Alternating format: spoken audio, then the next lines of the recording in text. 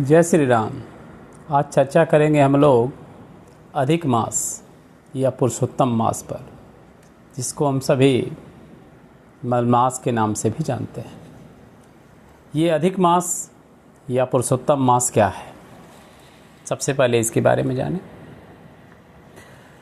हमारे शास्त्रों में ऐसा वर्णन है कि हर 3 साल के बाद चौथे साल 1 महीना अधिक हो जाता है। यानी आम तौर पे जो 12 महीने के 1 साल होते हैं, लेकिन इस चौथे साल में 13 महीने का 1 साल होता है।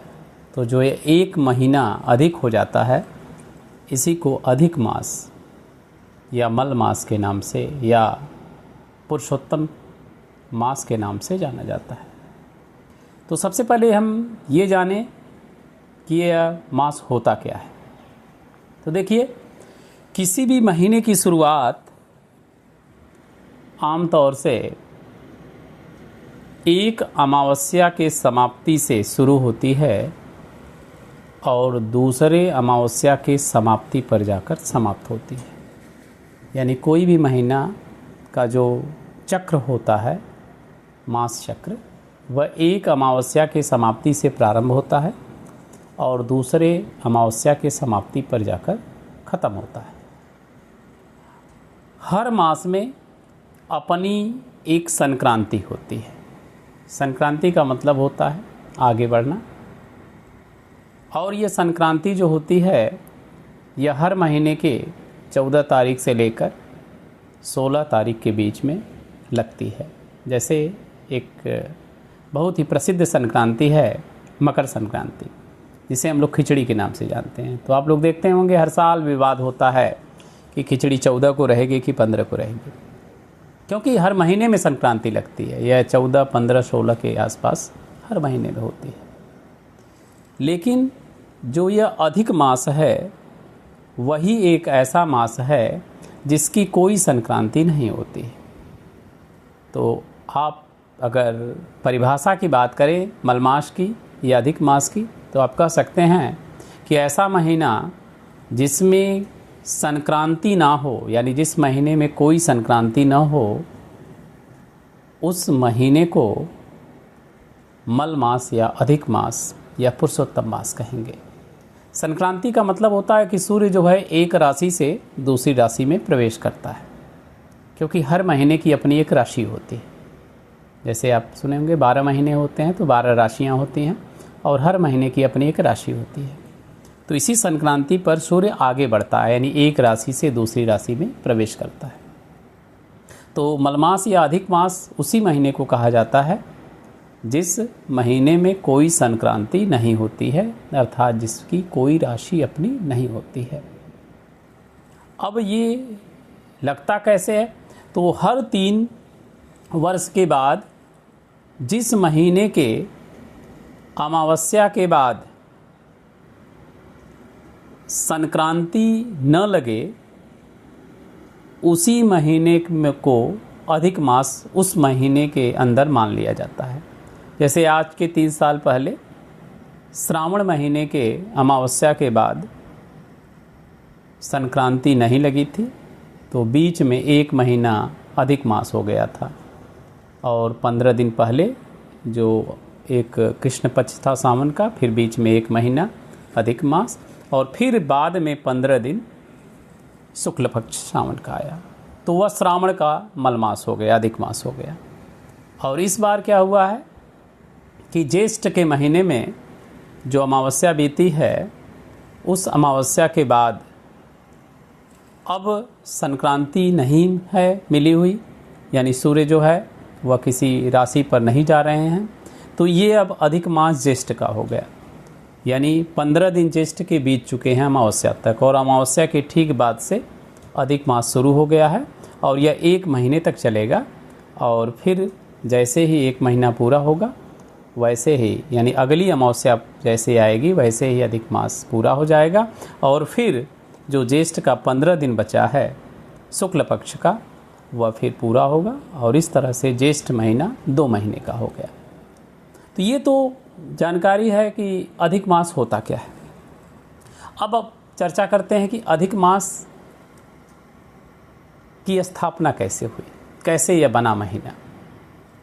तो एक बार क्या हुआ, सभी को पता है कि सतयुग में एक बहुत ही खूंखार एक राक्षस हुआ जिसका नाम था हिरण्यकश्यप। और हिरण्यकश्यप जो था वह ब्रह्मा जी का तपस्या किया। और तपस्या करने के बाद जब ब्रह्मा जी प्रकट हुए तो उन्होंने कहा कि वर मांगो, तो उसने कहा कि हमें अमर कर दीजिए। तो ब्रह्मदेव ने कहा कि संसार में कोई भी अमर नहीं हो सकता, मृत्यु तो सबको आएगी, तो अमरता को छोड़कर कुछ और मांग लो।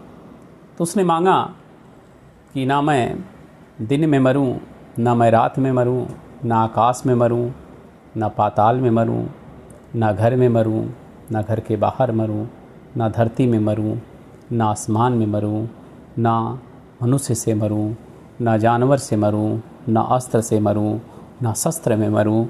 और साथ में उसने यह भी अंत में जोड़ा कि मैं 12 महीने के किसी भी महीने में न मरूं। यानी जो साल में 12 महीने होते हैं, उस 12 महीने के यानी चैत्र, वैशाख, ज्येष्ठ, आषाढ़, श्रावण, भादो, क्वार, कार्तिक, अगहन, पूष, माघ, फाल्गुन जो महीने हैं, इसमें किसी भी महीने में मेरी मृत्यु न हो।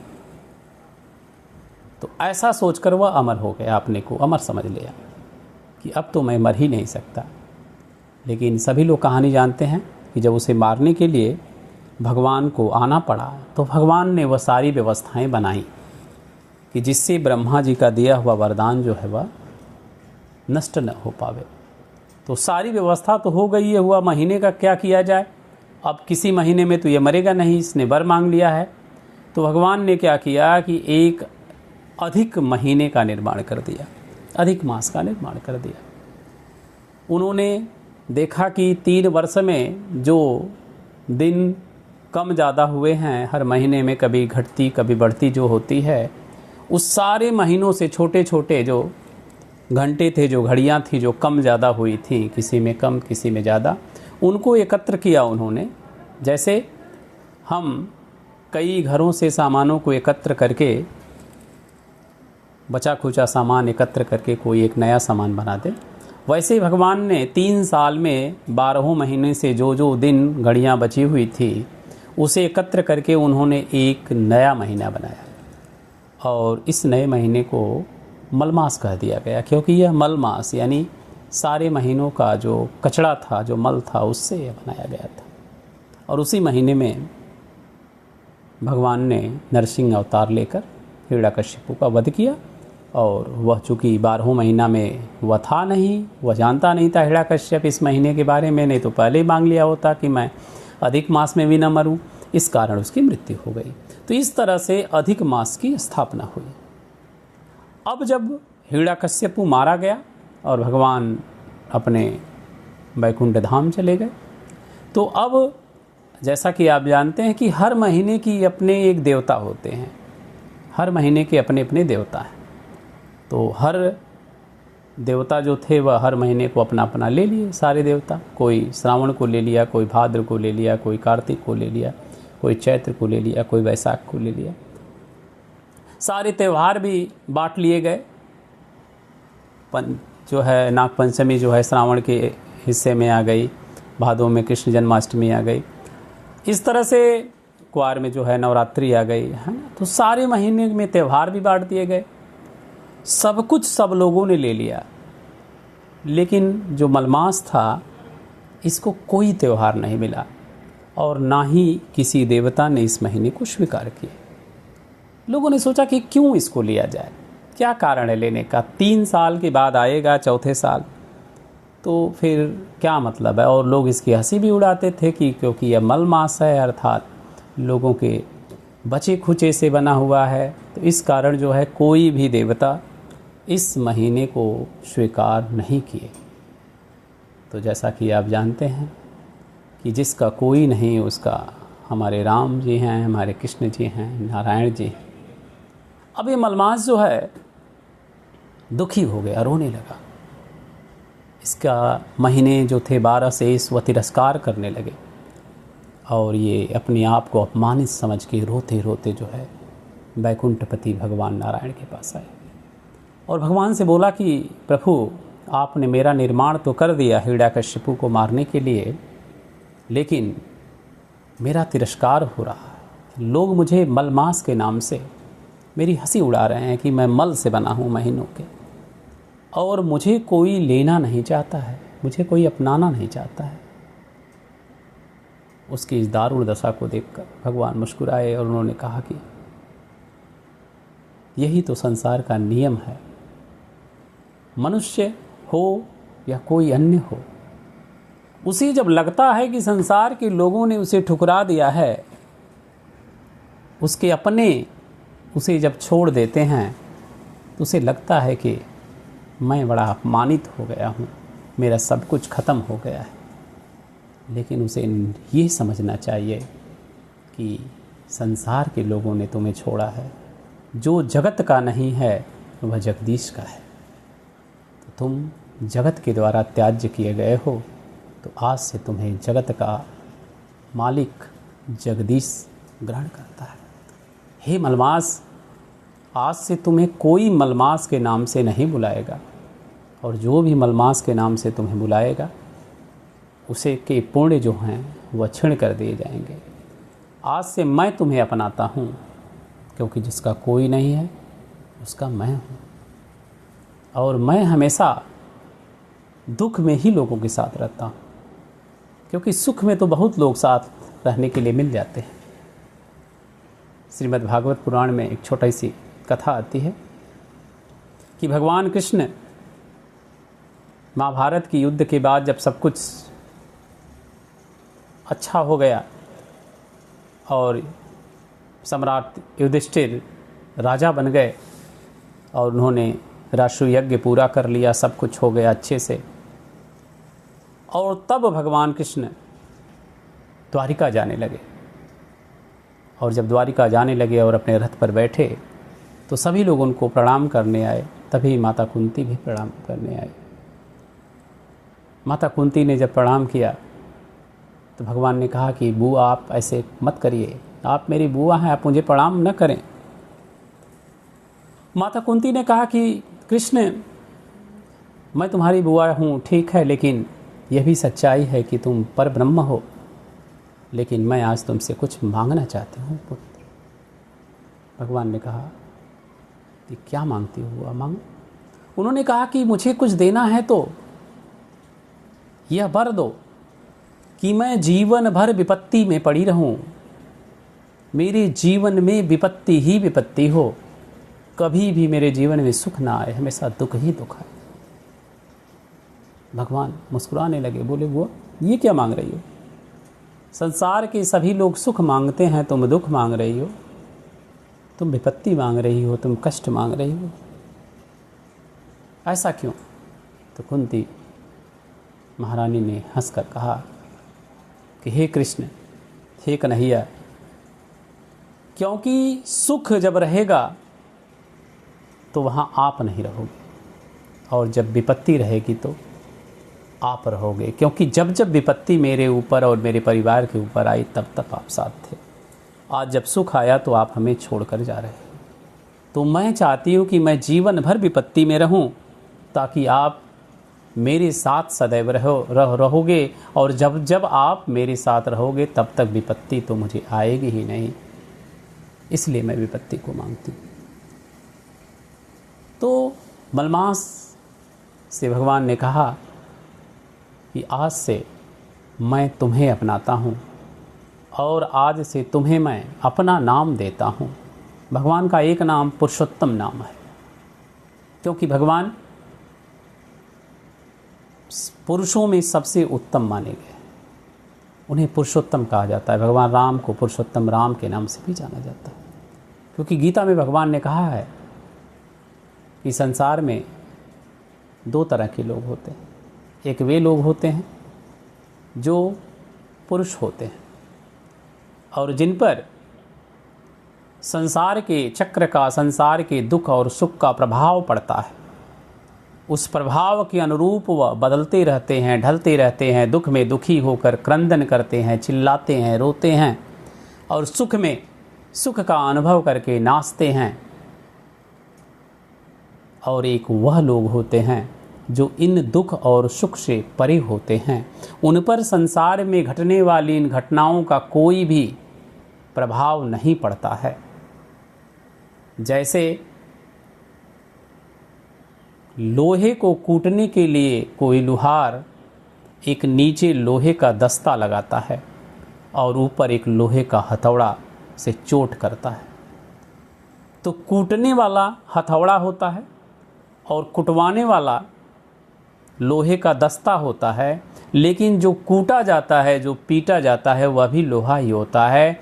और वह लोहा जब कूटा जाता है, पीटा जाता है, तो उसके आकार में परिवर्तन हो जाता है। लेकिन चोट तो तीनों को लगती है, हथौड़े को भी लगती है, उस लोहे को भी लगती है जो बीच में है, जिसका आकार बदल रहा है, और उस नीचे वाले दस्ते को भी लगती है जिसको पीटा जा रहा है।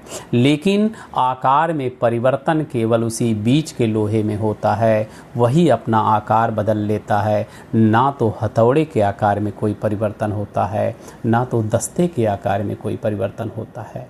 वैसे ही संसार में मनुष्य दो तरह के होते हैं। एक वह मनुष्य होते हैं जो प्रकृति के अंदर घटने वाली घटनाओं से परिवर्तित हो जाते हैं, और एक वे होते हैं जो अपरिवर्तित रहते हैं, उन घटनाओं के होने के साथ अपने आप को स्थापित कर लेते हैं।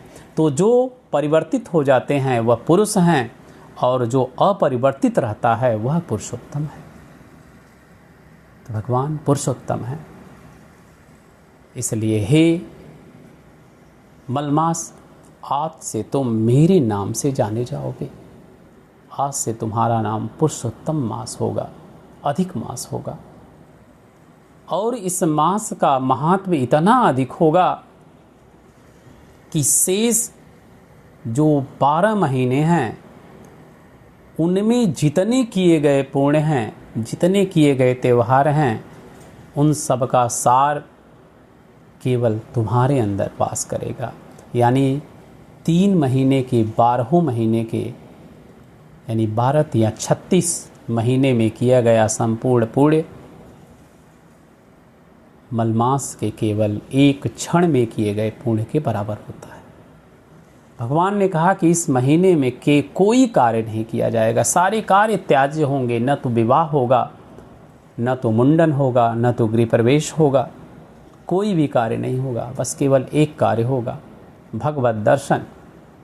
क्योंकि शेष महीनों में भगवान के दर्शन करने से मुक्ति मिलती है, लेकिन इस अधिक मास यानी पुरुषोत्तम के महीने में भगवत जनों के दर्शन से मुक्ति मिलेगी।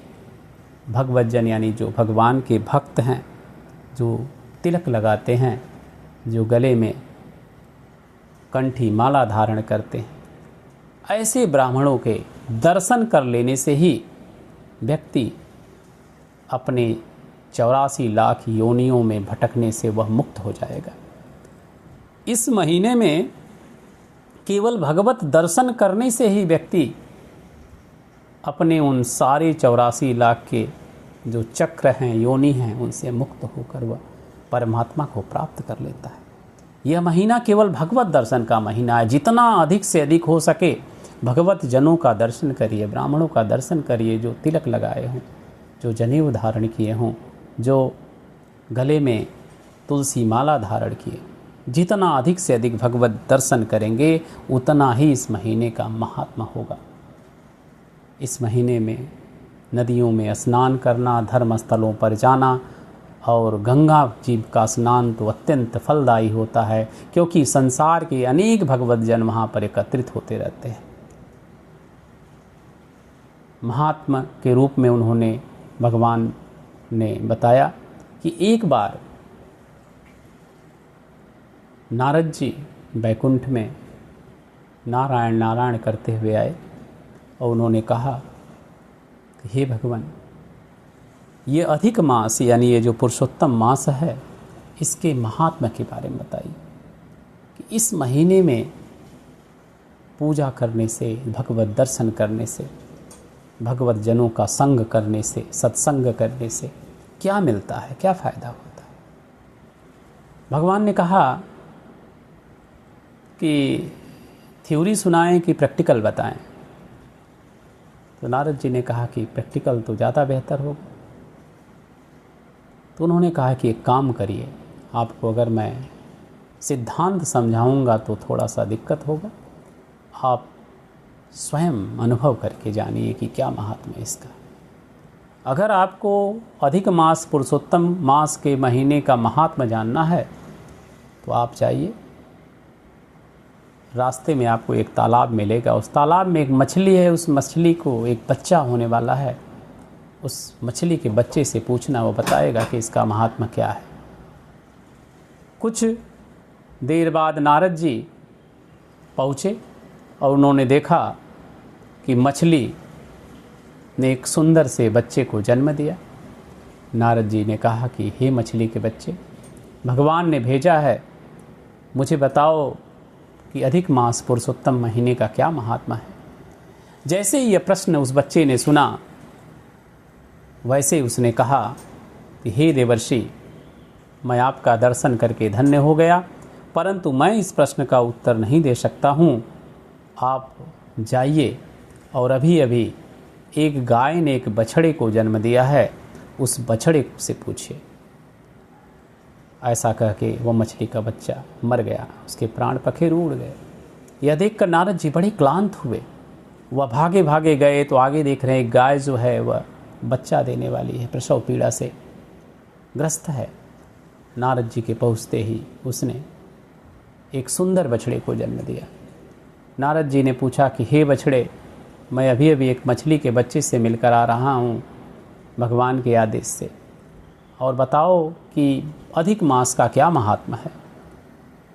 जैसे ही वह बात उस बछड़े ने सुनी, उस बछड़े ने कहा कि हे देवर्षि, मैं आपको प्रणाम करता हूँ, लेकिन मैं इस प्रश्न का उत्तर नहीं दे सकता। आप जाइए और एक पेड़ पर एक सुक है, एक तोता है, उसके बच्चे होने वाले हैं, उससे पूछिए कि इसका क्या महात्मा है। और ऐसा कहने के बाद वह गाय का बछड़ा भी मर गया। नारद जी को बड़ा दुख लगा, बड़े दुखी हुए, बोले कि मैं जिसके पास जा रहा हूँ उसकी मृत्यु हो जा रही है, ऐसा तो नहीं कि इसका यही महात्मा है। वह उस तोते के पास दौड़े दौड़े गए, तोते के बच्चे से भी उन्होंने यही प्रश्न पूछा। तोते के बच्चे ने भी कहा कि मैं भी इस प्रश्न का उत्तर नहीं दे सकता। हमारे देश के राजा की पत्नी महारानी एक पुत्र को जन्म देने वाली हैं, आप उनसे जाकर पूछिए। और ऐसा कह के वह तोते का बच्चा भी मर गया। अब नारद जी भारी दुखी कि मैं जिसके पास जा रहा हूँ वह मर जा रहा है, कहीं राजा का पुत्र भी न मर जाए। लेकिन भगवान का आदेश था। वह गए और वहाँ पहुँचे तो उन्होंने सुना कि राजा की पत्नी ने एक सुंदर पुत्र को जन्म दिया है। उन्होंने कहा राजा से कि मैं आपके पुत्र से कुछ प्रश्न पूछने आया। वह बालक लाया गया नारद जी के गोद में। नारद जी ने पूछा उससे कि बताओ अधिक मास का क्या महात्मा है। तो जैसे ही वह बालक इस प्रश्न को सुना, हंसने लगा।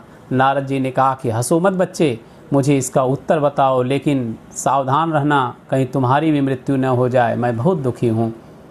तब उस बालक ने हंसकर बोला कि हे देवर्षि, आप अभी भी नहीं समझे, मैं वही तोते का बच्चा हूँ, मैं वही गाय का बछड़ा हूँ, मैं वही मछली का बच्चा हूँ। इस जैसे ही मैं मछली के बच्चे के रूप में जन्म लिया, वैसे ही आप आए और आपका दर्शन पाकर मैं उस योनि से मुक्त हो गया।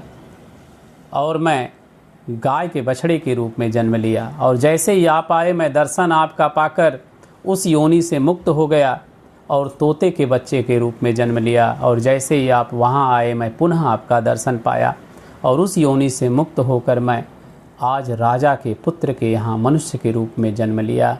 यही अधिक मास का महात्मा होता है। व्यक्ति इस महीने में संत जनों का, भगवत जनों का दर्शन करके 84 लाख योनियों से मुक्त होता जाता है और उसके सारे पाप जो होते हैं वह समाप्त होते जाते हैं। इस तरह से नारद जी ने महात्मा का दर्शन किया और प्रणाम करके वह भगवान के पास आए। भगवान ने भी कहा कि हे नारद जी, यह महीना इसीलिए बनाया गया है कि इस महीने में जो मनुष्य है वह अपने द्वारा अर्जित किए गए सारे पापों को दूर कर ले। जैसे पंचकर्म के द्वारा शरीर की सारे रोगों का निदान हो जाता है, वैसे ही इस अधिक मास के महीने में भगवत दर्शन करने से, भगवत पाठ करने से, सत्संग करने से सारे शरीर के पाप विकार और ये जो 84 लाख योनियों के चक्र हैं उससे मनुष्य मुक्त हो जाता है। तो ये था मलमास या अधिक मास या पुरुषोत्तम मास का महात्म। जय श्री राम।